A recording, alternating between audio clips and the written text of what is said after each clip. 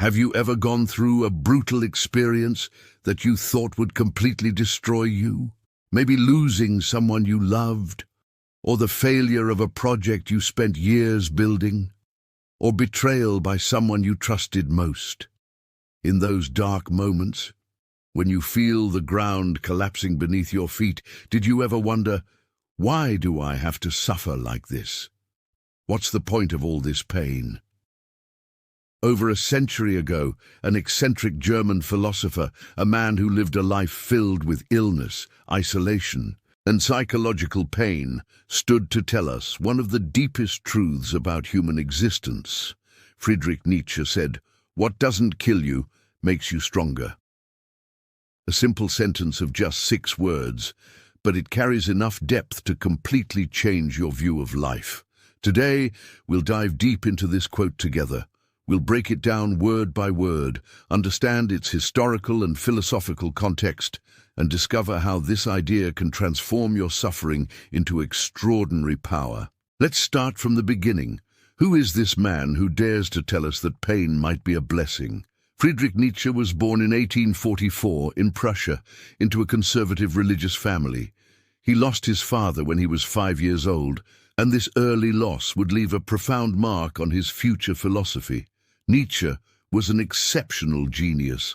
At just 24 years old, he became a professor of philology, the study of language, at the University of Basel, an extremely rare achievement at that time. But Nietzsche's life wasn't a traditional success story in the way we know it today. Nietzsche suffered throughout his life from debilitating physical illnesses, chronic migraines, severe vision problems, stomach pains, and severe insomnia. There were days when he couldn't even get out of bed. Additionally, he lived a life of social isolation. His ideas were bold and rebellious against all traditions, which made him an outcast from academic and religious society. Even his few friends began to distance themselves from him. And the most tragic part, none of his books achieved success during his lifetime. He died without knowing that his ideas would change the world. In 1889, Nietzsche collapsed mentally on a street in Turin and spent the last 10 years of his life in complete madness until his death in 1900.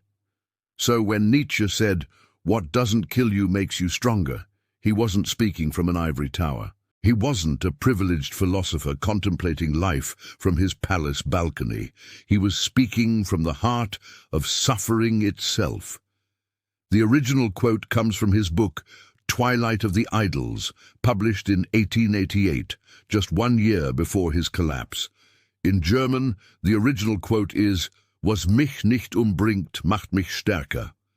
And if we want to be precise in translation, it literally means, "What does not destroy me makes me stronger." Notice the use of the pronoun me. This isn't an abstract philosophical theory. This is a deeply personal confession from a man who experienced pain in its harshest forms. Now let's dive deeper into the philosophy behind this quote. What did Nietzsche really mean? On the surface, the sentence seems simple. Difficult experiences that don't destroy you will make you stronger.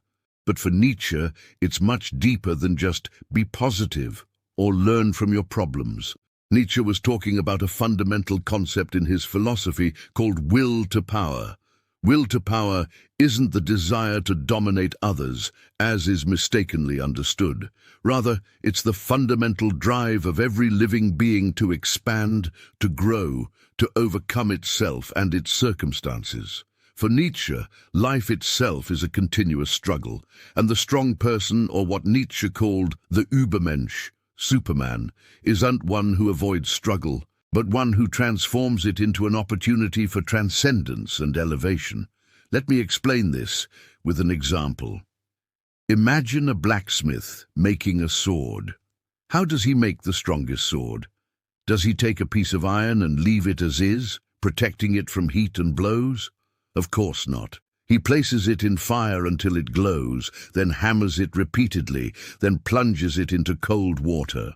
This painful process, the intense heat, the harsh blows, the cold shock, is exactly what transforms weak iron into strong steel. This is what Nietzsche meant about humans. suffering as fuel for growth.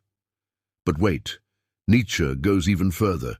He didn't just say that suffering strengthens you, he said it's necessary for any real growth. In another book, titled Thus Spoke Zarathustra, Nietzsche says through his hero, "You must have chaos within you to give birth to a dancing star." What does this mean? It means that complete comfort, total safety, absence of challenges, all of this doesn't produce greatness. Rather, it produces stagnation, lethargy, a slow death of the soul. Think about muscles. How do your muscles grow? Through tearing their fibers at the gym. This painful tearing is exactly what makes them rebuild themselves stronger. If you sat on the couch all day, your muscles would atrophy, even if you ate the best food. The same thing applies to the soul, to character, to inner strength. The difference between pain that breaks and pain that builds. But here comes a very important question. Not all pain makes you stronger, right? There are people who go through difficult experiences and come out broken, destroyed, unable to move forward. So what's the difference? Nietzsche says, the difference lies in attitude. There are two types of people in the face of suffering. Type 1 sees himself as a victim, surrenders to pain, drowns in it, allows it to define his identity. These become bitter, resentful, hopeless. Type 2 sees suffering as a test, as a challenge, as an opportunity for transformation, doesn't ignore the pain or pretend it doesn't exist, but faces it, understands it, then uses it as fuel for growth. Nietzsche calls this second attitude Amor Fati in Latin. Amor Fati means love of fate, to love everything that happens to you, even the bad things, because they're part of your journey, part of what makes you.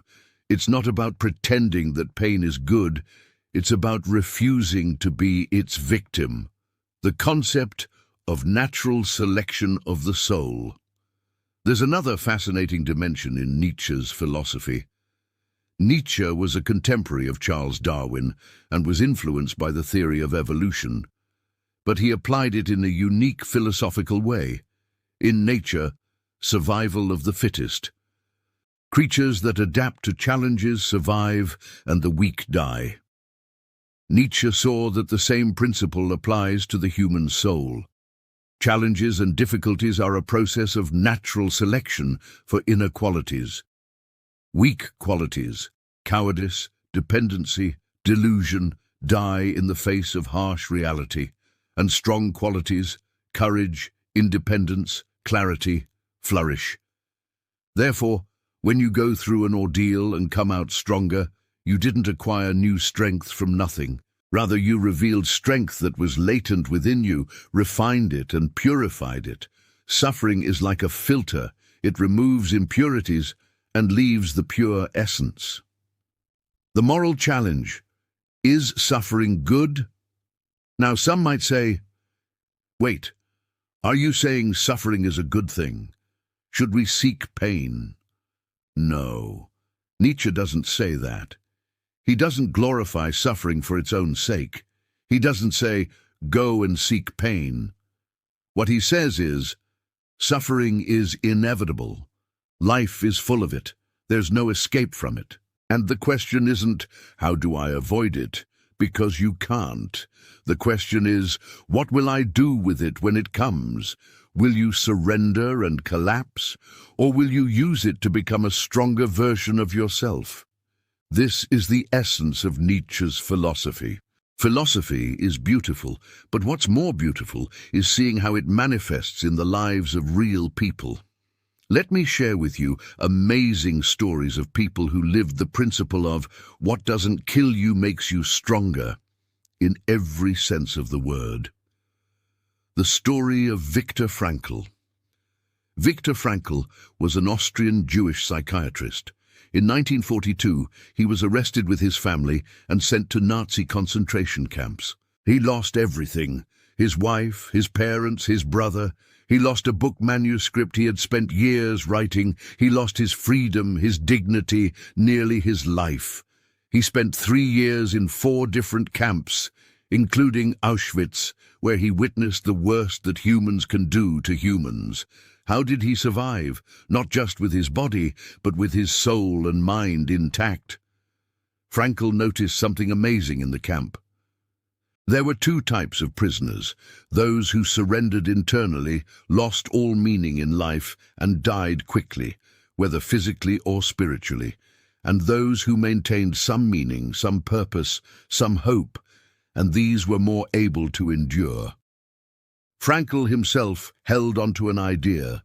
He would come out of this camp alive, write a book about his experience, and help people understand suffering. This meaning, this purpose, is what kept him alive. After his liberation, he wrote one of the greatest books of the 20th century, Man's Search for Meaning. In this book, Frankl said a sentence that echoes Nietzsche's quote, "When we know our why in life, we can endure any how." The suffering Frankl went through didn't break him. Rather, it made him one of the greatest thinkers in psychology and founder of a new school called logotherapy, therapy through meaning. The story of J.K. Rowling. Let's move to another story, closer to our time and perhaps more inspiring to many. In the early 1990s, a British woman in her 30s was living through the worst period of her life. She was unemployed, recently divorced from an abusive husband, raising an infant daughter alone, and living on social welfare in a small, dirty apartment. She suffered from severe depression to the point that she seriously considered suicide. She described herself during that period as the biggest failure I knew. She failed in her marriage, in her work, in everything she tried to do. This woman is J.K. Rowling, author of the Harry Potter series. In her darkest moments, instead of giving up, Rowling decided to do the one thing she was good at: writing. She would go to a small cafe in Edinburgh, order 1 cup of coffee because she couldn't afford more than that, and write for hours while her daughter slept. She wrote Harry Potter almost entirely during that dark period of her life. Her book was rejected by 12 different publishers. They all said, "Children's books don't sell," but she persisted. Today, Rowling is one of the wealthiest writers in the world, and Harry Potter is one of the most successful literary series in history. In a commencement speech she delivered at Harvard University in 2008, Rowling said, "Failure stripped away everything that wasn't essential. I stopped pretending to be something I wasn't, and began directing all my energy into finishing the only work that mattered to me. Had I not failed, I would never have found the determination to succeed in what I truly believed in." This is exactly what Nietzsche meant. Pain, failure, loss, all of them stripped away the false and superficial and revealed the true essence. The story of Nelson Mandela. Let's go to a third example, perhaps the most powerful. In 1962, a black man in South Africa was sentenced to life in prison on charges of conspiracy against the state. He spent 27 years in prison, 18 of them in a small cell measuring 2 meters on Robben Island, breaking rocks in a stone quarry under a scorching sun. 27 years of his youth, of his age, of his life, lost behind bars.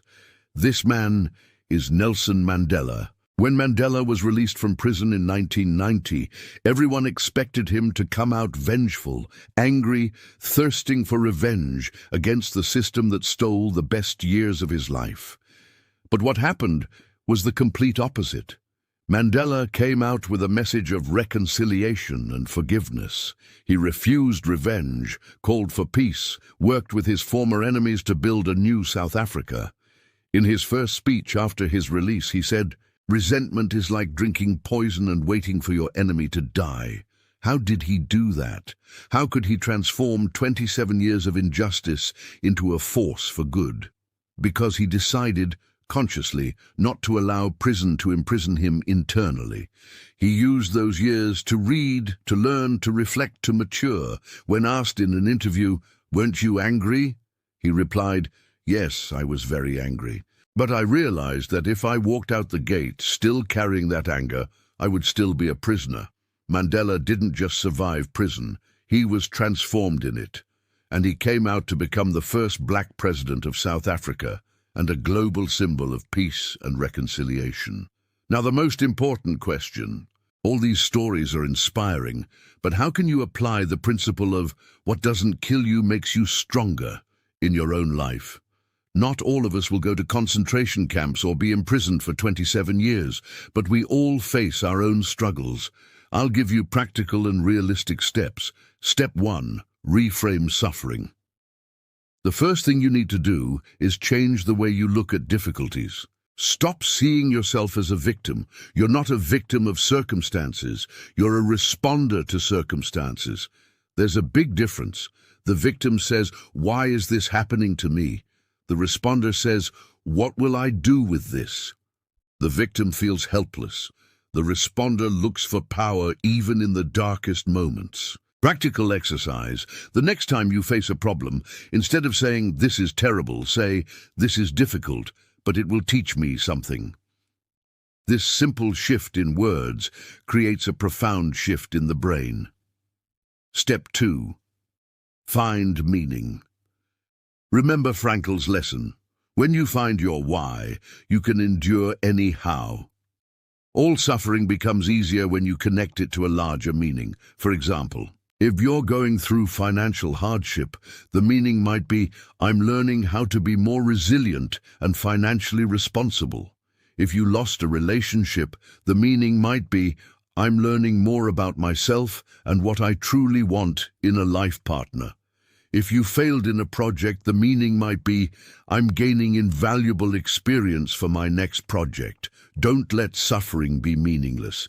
Give it meaning. Step 3. Accept reality without resistance. The concept of Amor Fati, love of fate, is difficult but very powerful. Most of our suffering doesn't come from the events themselves, but from our resistance to them. When a disaster happens, we say, "This shouldn't happen. This is unfair. How can this happen?" This mental resistance multiplies the pain 10 times. What if instead you said, "Okay, this happened. This is reality now. What next?" I'm not saying to be happy about the disaster, but accept that it happened and focus your energy on what you can control. Step 4. Extract the lesson.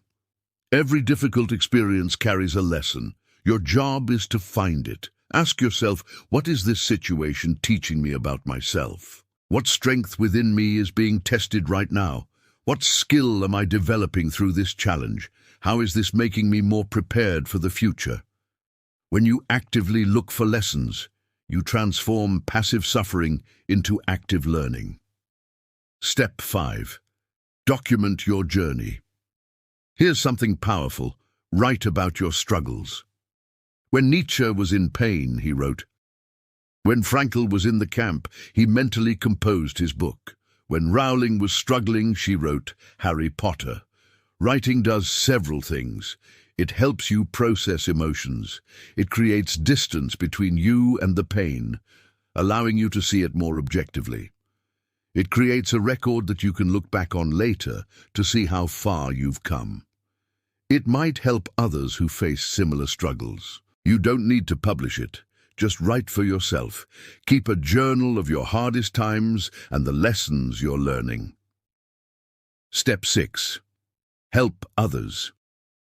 One of the most powerful ways to transform your suffering is to use it to help someone else. Frankl used his camp experience to help countless people find meaning. Mandela used his prison years to fight for justice.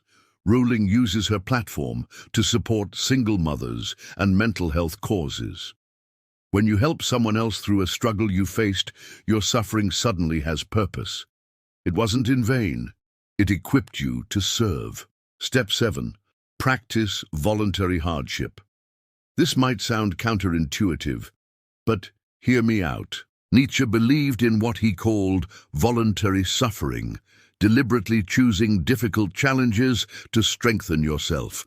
This doesn't mean seeking pain for its own sake. It means exercising even when you don't feel like it. Having difficult conversations you've been avoiding, taking on challenges that scare you. Fasting or cold showers control discomfort, learning difficult skills. When you voluntarily face small hardships, you build resilience for when involuntary hardships come. It's like a vaccine, a small dose of the disease to build immunity. Step 8. Build a philosophy of resilience. Finally, develop your personal philosophy about suffering before it arrives. Don't wait until you're in crisis to figure out what you believe about pain and growth. Ask yourself now, what do I believe about the purpose of suffering? What kind of person do I want to become through my challenges? What are my non-negotiables?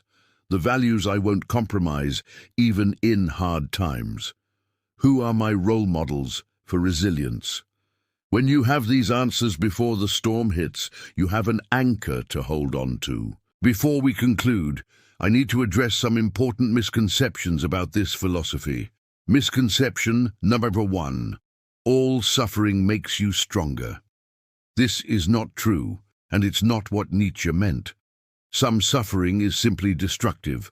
Trauma without support, abuse without escape, pain without any possibility of meaning, these can break people permanently. The key is this: suffering has the potential to make you stronger, but only if you survive it. You have some resources, internal or external, to process it. You actively work to extract meaning from it. It doesn't completely overwhelm your capacity to cope. Not all pain is growth. Sometimes pain is just pain, and that's okay to acknowledge. Misconception number 2. You should seek suffering. No, absolutely not. Nietzsche wasn't a masochist. He wasn't suggesting you go looking for pain. The philosophy is about how to respond to inevitable suffering, not about creating unnecessary suffering. There's a difference between voluntarily challenging yourself to grow, good; seeking pain because you think it's virtuous, bad. Choose your challenges wisely. Don't confuse growth with self-destruction. Misconception number 3, just be tough and get over it. This philosophy is not about suppressing emotions or toughening up in a toxic way. Nietzsche experienced deep emotions, depression, despair. He didn't deny them. Being strong doesn't mean being emotionless. It means feeling your feelings fully, but not being controlled by them. Processing them rather than avoiding them, using them as information and fuel. You can cry and still be strong. You can grieve and still be growing. You can struggle and still be moving forward. Warning number 1. No. When to seek help there is a dangerous side to the what doesn't kill you makes you stronger mentality if taken to extremes. Some people use this philosophy to avoid seeking help when they really need it. They think, I should be able to handle this alone. Asking for help is weakness. This is wrong. Even Nietzsche, as fiercely independent as he was, had friends he relied on. Frankl had fellow prisoners who supported him. Mandela had a movement behind him. Strength includes knowing when you need support. There's no shame in therapy, medication, or leaning on others during hard times. Warning number 2, don't romanticize your pain. Some people, after discovering this philosophy, start to romanticize their suffering. They wear their pain like a badge of honor. They define themselves by their trauma. They subconsciously seek out difficult situations because they've made suffering part of their identity. This is dangerous. The goal isn't to suffer. The goal is to transcend suffering, to move through it and beyond it, not to camp out in it. Your scars are part of your story, but they're not the whole story. Don't let your pain become your personality. Warning number 3. Have compassion for others, finally. Be careful not to weaponize this philosophy against others. Don't look at someone struggling and think, well, what doesn't kill them will make them stronger, as an excuse to not help them. Don't tell someone in pain, this is good for you. You'll be stronger. That's cruel and tone-deaf. Yes, suffering can lead to growth. But people in the middle of it need compassion, not philosophy lectures. Be gentle with others. Be gentle with yourself. So what's the ultimate message we can take from Nietzsche's powerful statement? Life will hurt you. That's guaranteed. You will fail. You will lose. You will face rejection, disappointment, heartbreak, and pain. This is not pessimism. This is realism. But here's the beautiful truth. You are not fragile. You're anti-fragile. Unlike glass that shatters under pressure. You're more like a muscle that grows stronger under stress. Every challenge you face is an invitation to discover strength you didn't know you had, to develop resilience you didn't know you needed, to become someone you couldn't have become without that pain. Nietzsche's life was tragic in many ways. He suffered immensely and died in madness, but his ideas conquered the world. His words still inspire millions over a century after his death. His suffering wasn't wasted. He transformed it into wisdom that outlived him. You have that same power. Your current struggle, whatever it is not the end of your story. It's the forge where your character is being shaped, the fire that's purifying your gold. So the next time you face something difficult, remember, this might break you, or it might make you. The choice, to a large extent, is yours. Embrace the struggle. Extract the lesson. Grow through the pain, because what doesn't kill you, it really can make you stronger, but only if you decide it will.